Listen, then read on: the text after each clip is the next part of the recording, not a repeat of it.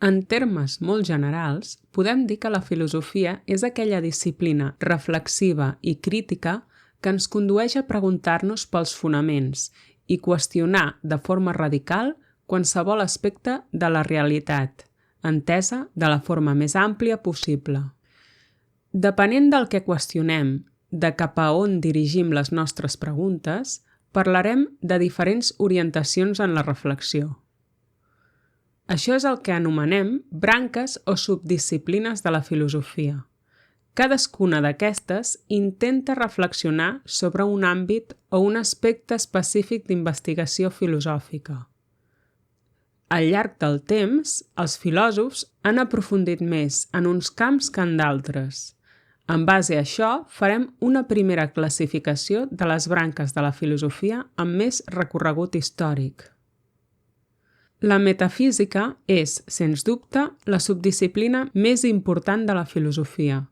Estudia la naturalesa de l'ésser en profunditat. Es pregunta sobre els fonaments, l'essència i l'existència de tot allò que anomenem realitat. I també és considerada la mare de l'ontologia i la teologia natural.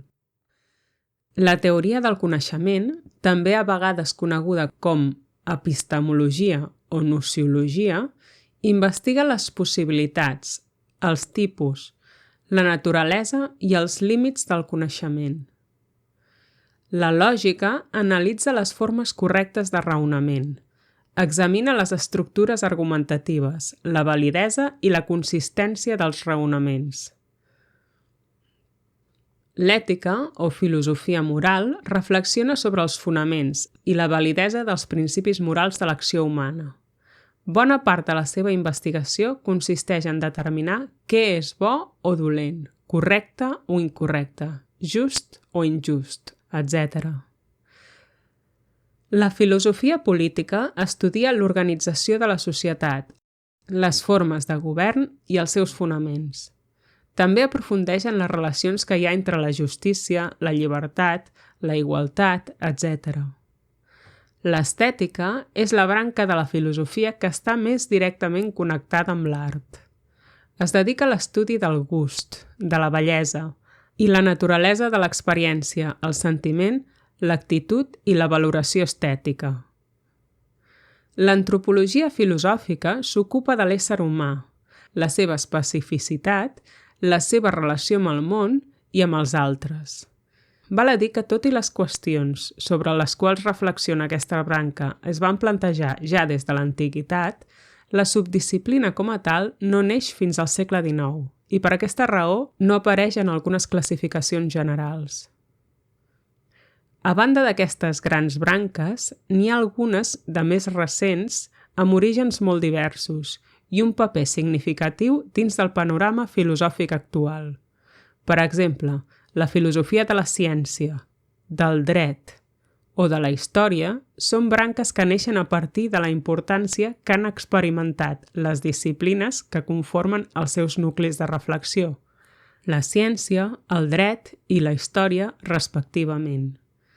La bioètica, per la seva banda, va sorgir com una especificitat dins de l'ètica per centrar-se en els principis ètics dins del camp mèdic i tecnològic.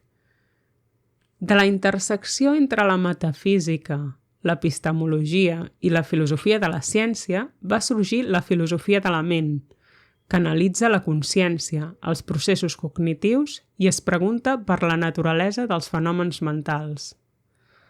Avui en dia, aspectes tan diversos com la tecnologia, el llenguatge o el gènere estan condicionant de formes molt diferents les nostres vides i a partir d'aquesta realitat s'han desenvolupat la filosofia de la tecnologia, la filosofia del llenguatge i la filosofia del gènere, que també podem considerar que són fruit d'interseccions entre diferents branques de la filosofia.